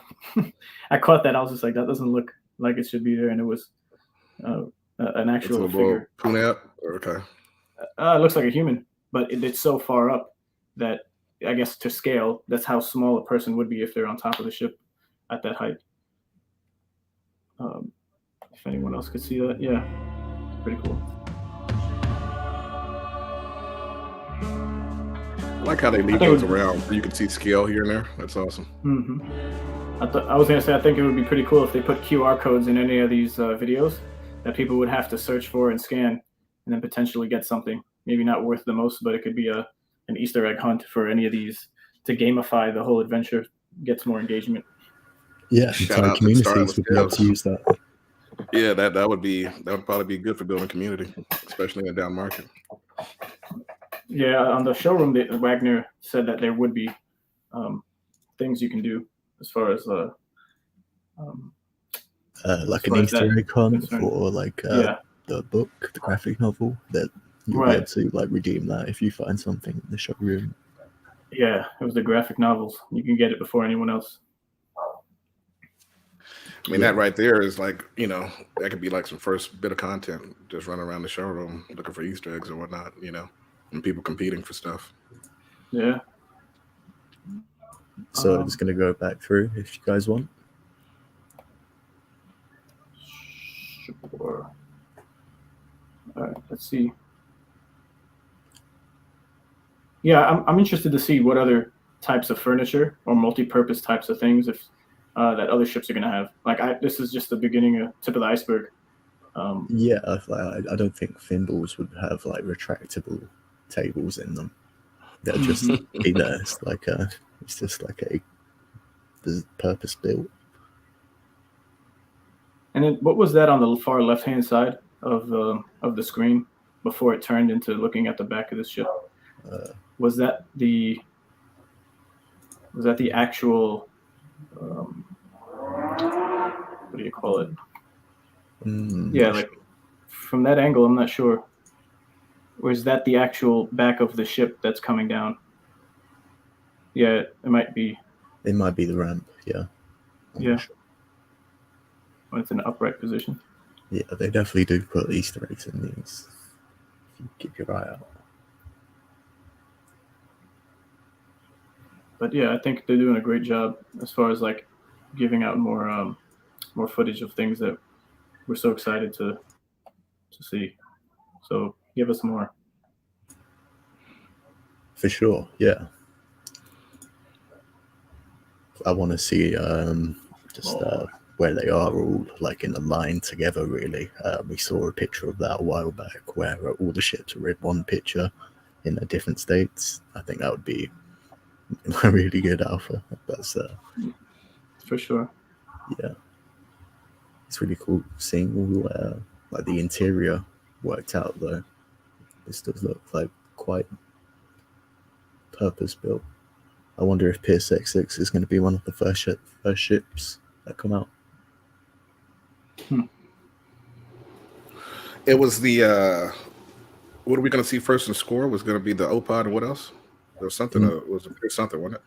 In Scream, you're going to be able to use all of them. It's just going to be the little 2D pictures. But in Unreal Engine 5, they're going to come out like two at first, and then as they finish them, they're going to release more. And it's going to be. I thought they told us. They told us what the second one was going to be. I'm not sure if they confirmed it, but yeah, I don't catch all the side streams that happen. Yeah, there's a lot of them. Anybody know? Let us know in the comments. Yeah, and this was personally my favorite one. Yeah, this one was one of the better ones. The amount of detail they can have to get into each ship, like the interior, the exterior, all the engines, if you're going to be able to fly them around. Yeah, they'll have plenty of time while we're occupied playing Scream.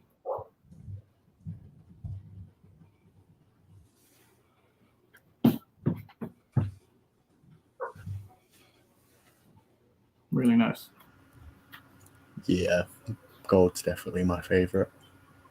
Imagine the tutorials of how to operate any of these ships. I think that would be pretty cool. If on the ship itself you always have this plethora of information that you can just click on instead of going through tutorials all the time. Some people might just have an understanding, but for those who don't, it could be probably pretty overwhelming.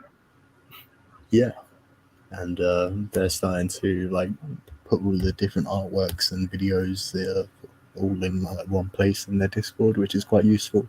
All the files as well, which makes it easier for like content creators to just export it. Yeah, for sure.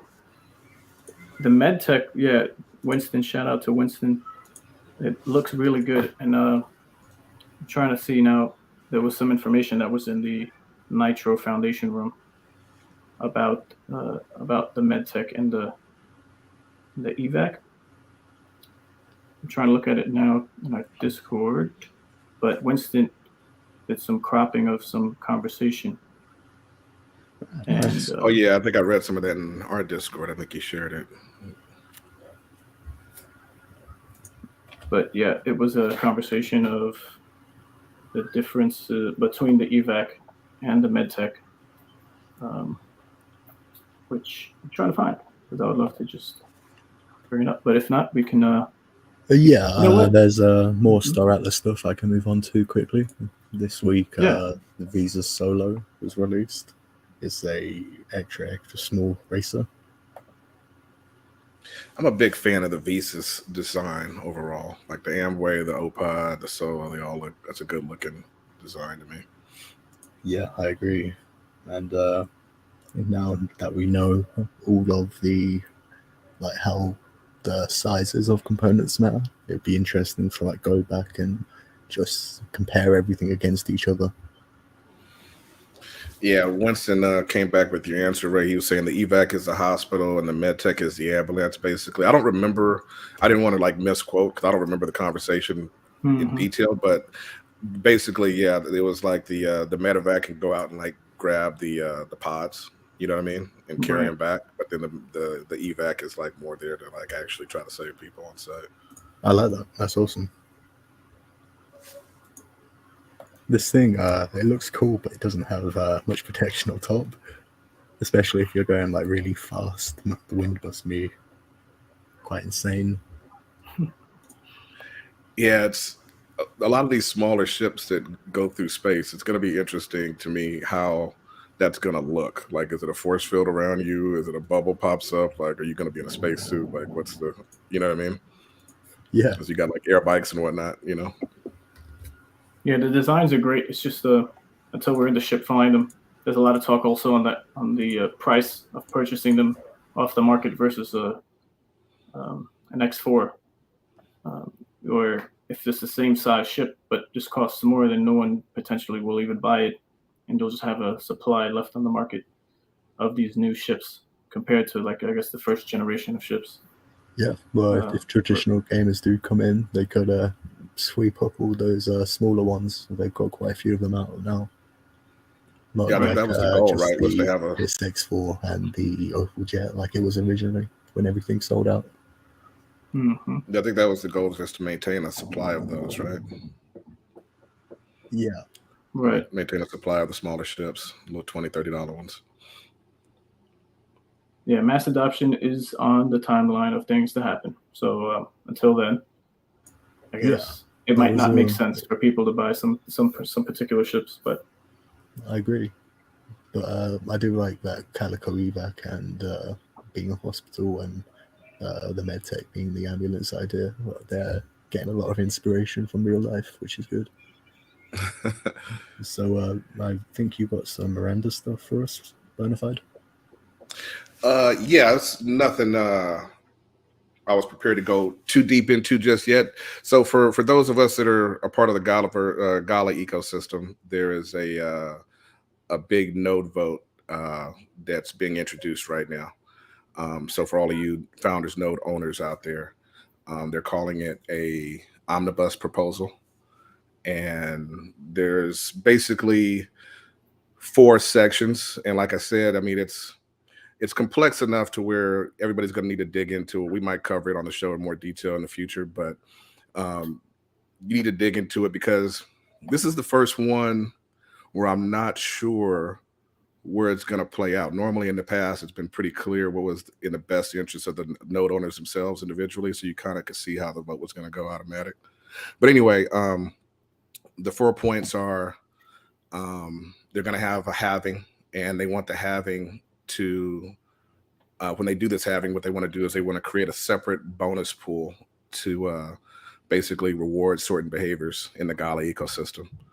And then the second one is they, instead of having the nodes vote for every game as it comes in to the ecosystem, they want to have you basically vote for a publisher. The first one, of course, would be Gala Games. And then once that publisher is voted in, they can automatically just add more games to the network as they see fit. So right now, the node owners get to vote on every particular game, but they've been saying that they haven't been getting enough votes, not enough participation, basically, from the node owners from their point of view. And then the third is halting node sales and restructuring the Gala fund. So in this idea, they want to take the nodes off of the store, the rest of the nodes that haven't sold yet, and move them into another fund.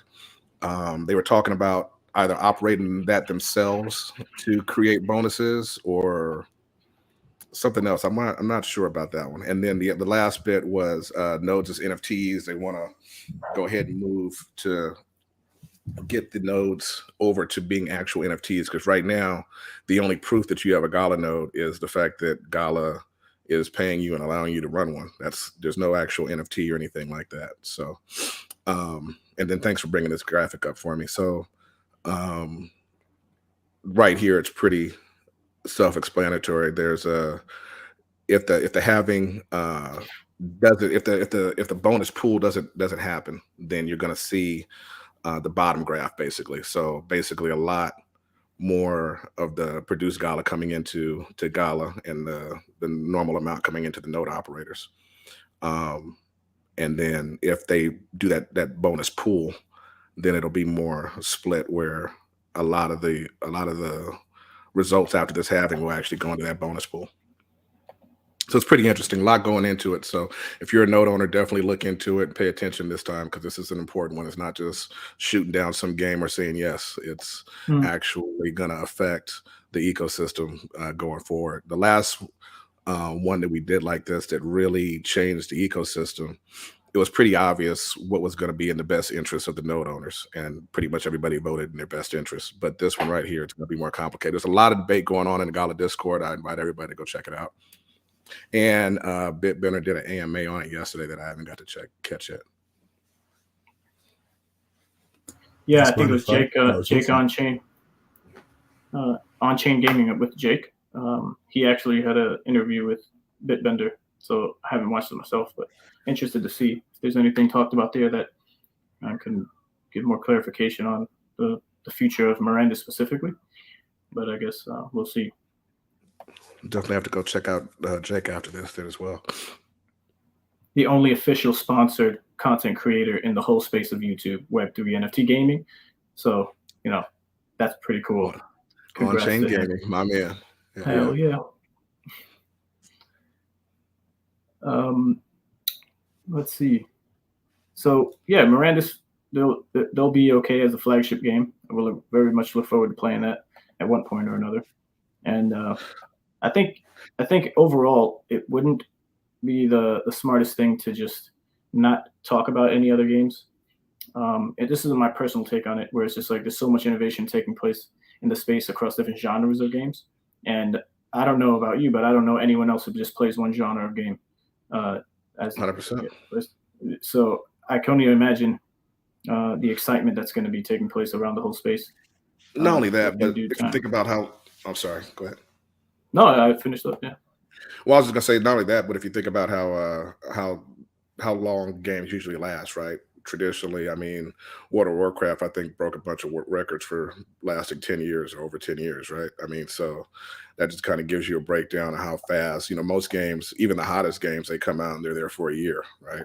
So thinking about it on that level, it behooves you to be as open to new ideas as possible, because and then also nobody's even figured out how to do it yet. So the first one to figure out how to do it might not be the one that you like the most at the moment. So it's good. It's important to pay attention to everything else that's going on out there. For sure. Yeah. But yeah, they had the clips of the spell casting. I don't know if we still have that. I think we might have to show that another time. No, I don't have that on lined up. Jesse's power kept on going off and on, so he wasn't able to rejoin us. We'll try and get Chimera on in the following weeks as well. So yeah, thanks for watching. Everybody. Wait, whoa. I got some Action Infinity stuff. Why not? You do? There's been a lot of stuff. Okay, I'm just thanking them. Yeah, so it's going to be a shorter episode of the week, but I can actually, and I have it here. I can just share my screen. I'm glad you have actually right now for us. I think I talked to you a little bit in Discord, but they have some big stuff going on right now, and I'm kind of paying a little bit of attention to it. They're starting to get me interested again a little bit. Yeah, there's been just so much things going on, but I guess if you could see my screen, let me know if you can. Here was the Miranda's Magic clip that was shared. Yeah. And maybe I could start over. Yeah, here we go. So we got some. So this is spell casting in the Miranda's game on the Gala Games Network. So yeah, this is actually pretty cool. Me and one of the guys in our Discord was in the Rome Discord. We were kind of joking around because in Miranda's, all these spells are going to cost materium, right? So just knowing that you got to go get a part-time job to throw this fireball right here is is an interesting perspective. You're not just shooting lasers out of your hand for nothing. It's not going to be free. All right. And I like how they show the different elements. So you can use your imagination. But that's the thing. How much imagination do I want to use up until there's actual something that I'm going to be seeing that's gameplay? So this is all fine and great, and much appreciative of it. But on the lines of Miranda's and Gala Games, I think this is something we could have had a long time ago, just because we've been talking about Materium as the currency of Magic in the game itself. So pairing that information and the actual release of the token with something like this would have went a long way. But hey, I'm not the one developing the game. What do I know? But it's fun to see these things. Gets you excited. It is. I think we're watching a lot of projects that are progressing. I mean, they're all doing it at their own pace, but some seem slower, some seem faster. I've been looking at I haven't dug in deep enough to talk about it in Guild too much yet, but I've been sharing a little stuff from like My Pet Hooligans. They actually have some gameplay out now. People actually playing their alpha, so there's a lot, but I mean, obviously they probably cut some corners that Star Atlas wasn't able to cut, or that Miranda's wasn't able to cut, or whatever, you know what I mean? So it's like, it's interesting just watching them all and trying to stay as aware as possible about all the different movements that's happening. It's a lot. Right. All right. I like that Jesse Jameson. You won't see as many players casting spells in the streets. No, you won't. It's like that Chris Rock joke from back in the day, like, where he was trying to get bullets in Walmart. He said, I would come get you right now, but you're going to have to wait till I get paid because I can't afford bullets right now. It's going to be the same thing with spells, Miranda's. I think some wars might not happen right away. Right. Just give me 2 weeks until I get paid. And we'll see you on Friday, man. We'll see. All right. But let me just hop quickly into, actually, I waited. Let me just get this tab real quick. And there's been a good amount of things coming out that I personally didn't mention at all on the show here, because for every week that something comes out that's kind of okay, that gets people excited, it's only a subsection of the community. So I guess having these things all now can maybe shape a picture that I'm not trying to sell anyone on, but I'm just personally excited about it. And it goes a long way that if you take a step back, whether it's investing or just playing games, and you see where a team is and where they're going, then it's a good thing to see. So let me get my screen up again with this one screen I have, and share. So starting from, I guess, backwards going forward, we have the AxiCon. I don't know if could you guys see my screen? I just opened it up for you. Yeah, that's clear. Okay, cool. So a couple tabs here, but AxiCon is going to be the first of its kind in Barcelona. The tickets are live. From what I last heard on a Twitch stream with Ziori, who's head of esports, he was talking about max capacity, or as far as ticket sales are concerned, they're going to be around like 5,000-ish. So I don't know if there's a lot of people still, as far as daily active users, there's a lot of people who transacted with wallets, 60,000 roughly, a big decrease in numbers overall, just because overall the macro market, and then also how the economy and what people thought it was and how much money it made people didn't pan out for long term. But so you got the numbers are still up there as far as compared to any other games out there. So you got 400,000+ daily active users of the game itself on the servers. And then as far as wallets, active wallets, you have like 60,000+. So, members in the Discord still all-time highs. But I'm thinking, is it going to be a full house? Tickets are $180, and that's including the $30 tax, of which was said that couldn't be changed. It was just, that's how it is with how they're selling the tickets. And I'm considering on going, just for the history of it all, and then the relationships I've made along the way, being pretty early in the community. I'm curious to see about the ticket sales. So if you happen to find out what they actually end up selling out or whatever, I'd be curious, because Axie is one of the stronger communities in the space. So if they are or are not selling out, that's something to pay attention to. Yeah, and I guess it's not a big deal if they sell out or not, because the point of it is I'm sure it'll be recorded, and there's going to be huge events going on and more information. There was a whole timeline. If we can scroll down here. So VIP tickets will not be open for individual sales and are exclusively available to Mystic Axie holders. So there's some incentives for the different rarities of Axies and or Axies that you have. Nothing about land, but the programming will include a product announcement, developer panels, community panels, governance talks, Mystic holder gathering plus lounge, exclusive merch, or Origin World Championship, which is going to be live streamed there. And then gathering and meetups, surprise guests, and much more. So there's going to actually, G-Host alluded to there being pretty big announcements there. There's going to be a $100 prize pool for the esports event, distributed over 3 events. And it's going to be an AXS from the Play to Earn fund.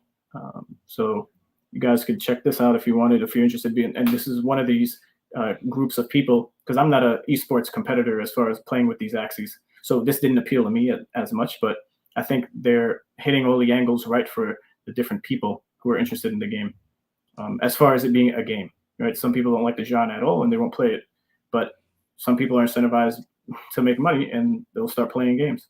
So yeah, so here we got the Classic World Championship. It's going to be one of the 3, I think, and it's going to be $500,000 in total Axie prizes. So the Classic Championships are going to be played with the V2. They're going to sunset V2 with this amount of money in AXS prizes.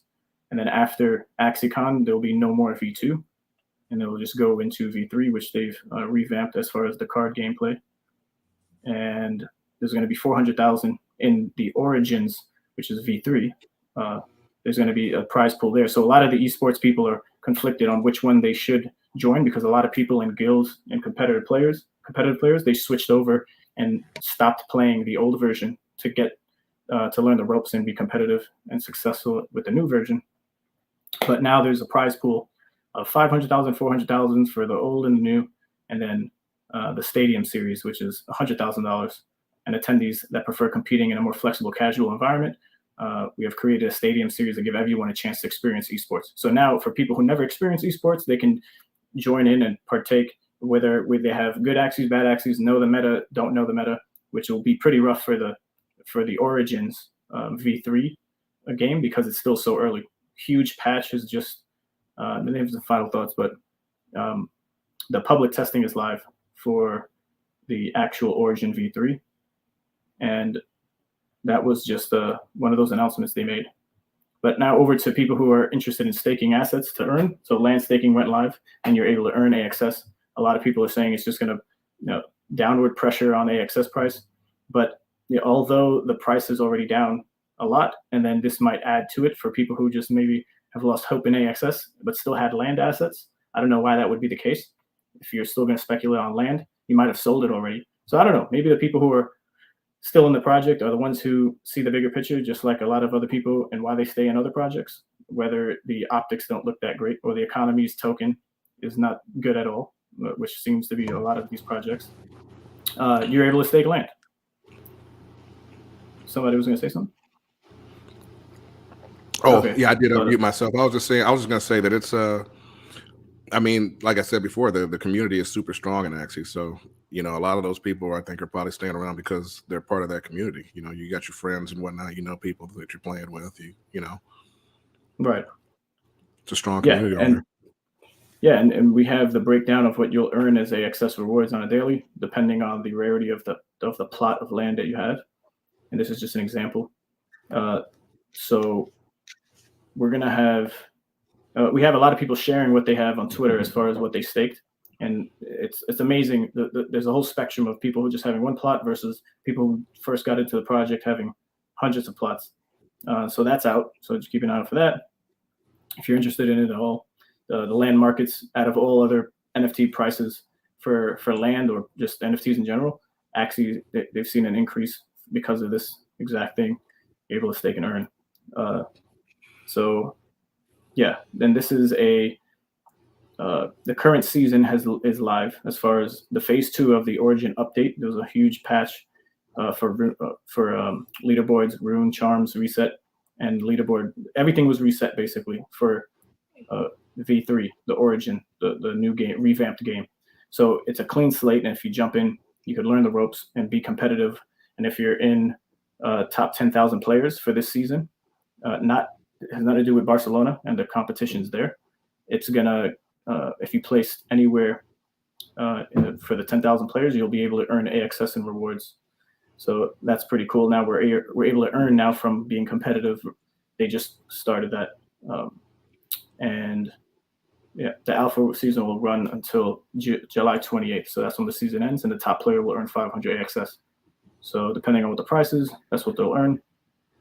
And then they give you a whole list in bullet points here of what's new. So this is all on the improvements and bug fixes. This is all on the Discord. You can check it out or check out their Twitter if you're interested. I won't, I guess, bore everyone here. But last but not least, on another side of what's going on with Sky Mavis and Axie Infinity is that the Builders Program, the first projects accepted. So this was on May 31st. So it's been over a month now, but there's a whole list of projects of different genres that are going to utilize the AXS NFTs, the Axies themselves, in games. So these particular teams are brought on, and similar to what Gala Games is doing, where you have developers come on with different genres and games, and they help fund the game, particularly not helping them sell any assets, because all of these projects and these developers building on with the Builders Program are going to utilize all of the assets that were already created, which are the tokens, SLP AXS, the RON token, and then also the assets. So Axies and then whatever items if they incorporate them, but probably not because it's still early for items. So we have a bunch of these, and they give you different. They list them here. So we have Enter the Dungeon. This is one of the projects, and you can just read through and scroll through. We have some videos here of a teaser for a pixel art type of 2D. This is cool. I've always said Axie gameplay wasn't for me. I guess that might not be the case anymore with all of these different varieties. Yeah, and it's just like these are simple games but addicting. And who cares if it's a card game? You wouldn't even know if it's a card game if you're coming in able to buy 3 Axies and then start. And I don't think you could hear the volume because I didn't, or the sound. No, that's fine. It's pretty cool. Like just all around, some of these games might appeal to different people. Any idea when this will be live? So no fixed dates on when any one of these particular projects are going to be live. Yeah. And if you're going to be able to earn, so now these are where the sinks come in my mind. There's going to be a lot of burning of SLP, not just with breeding that you can do now, or just simply sending the SLP to a burn wallet, which is also a thing you could do. And that was created by the team. So it might not mean much, but the team can do a lot with that themselves. And then, here we got another top-down shooter, almost like, what is it called, Aliens or Galactica? I forget the name of that old school, like Pac-Man game. Galactica. Game. Yeah. All right, so we have Hungry Axie. So some of these, they all have their own websites and Discords to join. Some of them I haven't read up in detail on my own, but each one is going to be a bit different as far as genre. Not to, again, go through every single one of them, but we have a Mario Kart style one here, and it's pretty interesting. So you're going to have racings with Axies. You can be, again, you don't hear the sounds, but there's some music playing, and it shows the sound effects. So you grab the orb, you might have items you can use to slow your opponents down. And so are you going to be able to earn extra playing these games, or is it just added utility plus like potential burning? Say that again. Sorry. So like playing these games, if like you would Star Atlas, would you be able to earn more from your assets? Yeah, absolutely. And that would be the point. So each one of these, there's a certain criteria to even be accepted into the Builders Program. So each one of these projects that were accepted, that are being supported and funded in some way and developed by the team, are going to have to use the tokens that are in the Axie Infinity ecosystem. So the SLP AXS, now they can be rewarded for leaderboards. They could be burned to then create or upgrade your cart if you're now, or your Axie itself within this particular game.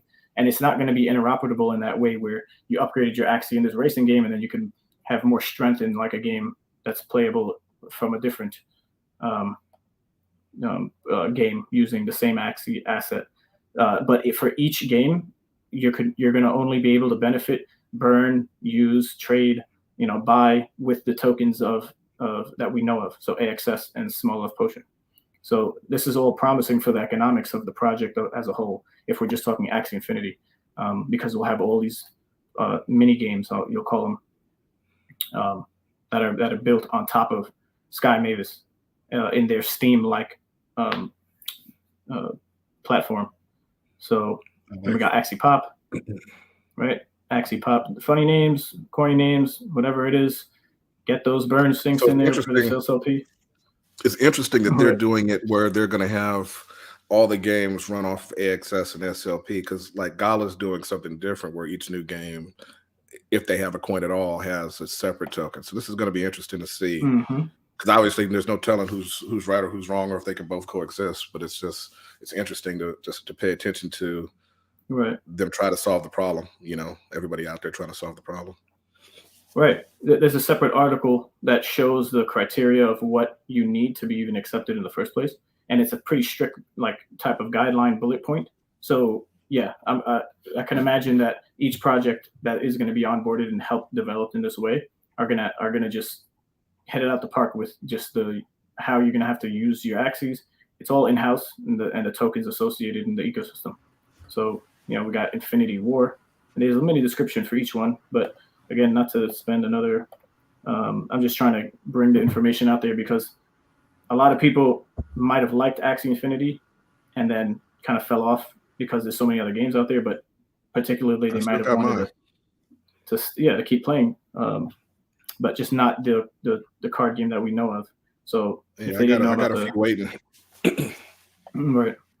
Yeah, and then who's to say that the whole point of why people should buy Axies. Any of these games, I think you might only be able to play them if you have Axies. So you'd have to now buy Axies off the market. So that incentivizes breeding. So you can see how one helps the other. It's like a collateral benefit type of thing over the long period of time with more users coming in. If we keep the same user base as we do now, then that's just a plus. I don't think we'll go lower than that. If this is the bottom and we're still hovering around close to 500,000 people playing on the server just of the current game that transitioned from V2, the old game, and we don't even have any of these things. I just see good things. So we got Axie Brawl coming in, and then some. It's good. And check this out. These aren't AAA games, but we're seeing more, I guess, development and updates and projects being built out by people of the community who might have some experience in game development for AAA studios or not. I haven't looked at all of their profiles, maybe on LinkedIn, if you want to. I don't know what their background is, but we're having games that people would enjoy playing who don't even care if it's a AAA. And then the earning potential is there. So all of these variables are being touched on that make it something that people, or a lot of people within the ecosystem already, are going to be playing. So I just think it's pretty cool. And there's still a lot of promise just for these games in particular, but then for Ronin, the network and the token. But again, to each their own. We have Mech Infinity is pretty interesting. I'm not sure what Rob Mega's asking you here, Ray. I can't see the chat, but it's all good. He says, for sure, dang, how many do they have so far? I'm not sure if he's talking about the games or. Yeah, I think they are. So we could go through it again, but I think there's a bunch of them, like more than. There's a bunch of them. Yeah, I just went through the titles here. So we got the Inner Dungeon, Defenders of Lunacia Land. We got Axie to the Moon, Hungry Axie, Axiology, Lunacia Cup, Run Axie Run. All right, and this is that little clip there where you might have to dodge. Not the most exciting, but maybe it is for you. And we got Axie Pop, more of like a Candy Crush type of game. I'm not counting, so I don't know anyone else's. And we got Axie Infinity War, Axie Brawl, which I just finished. And then one of my personal favorites, so we got Mech Infinity, where your Axies have a exoskeleton, and you're going to be a 3v3 battle arena type of Titan arena type of gameplay, which is pretty fun. Those types of games is high intensity. Yeah. And we got 12. Oh, here we go. They're numbered 12. So then we have across Lunacia. Again, you could check out the article on their Discord or on their Twitter, scrolling somewhere. So different art styles, different types of games, and I think it's promising for the future overall for Axie Infinity.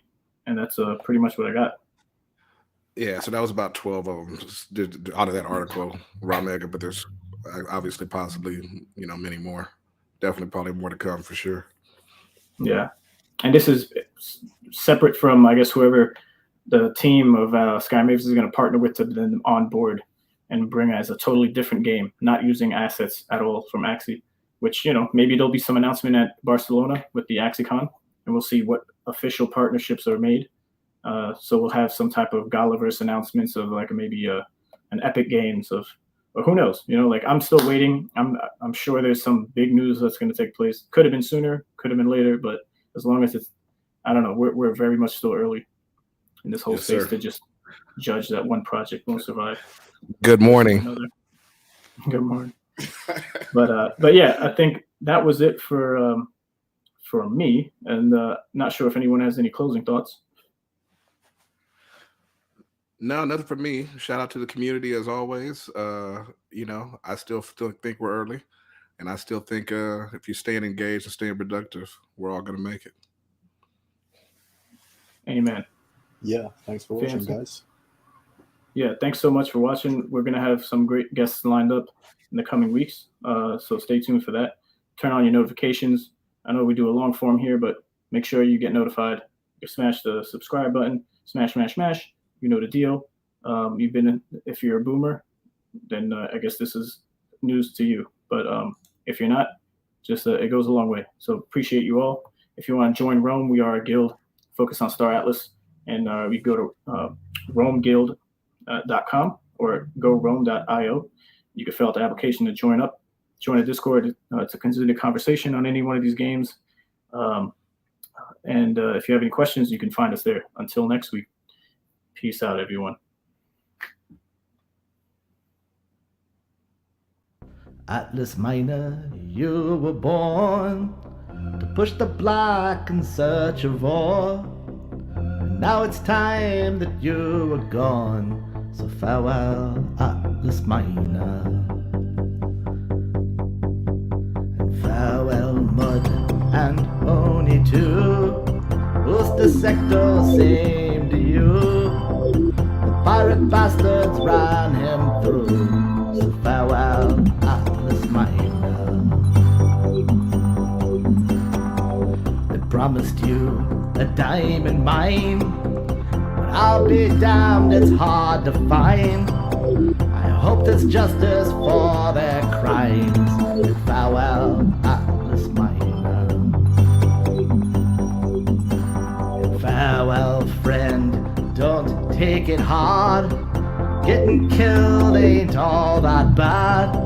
They'll treat you well in the repair yard. So farewell, Atlas Miner.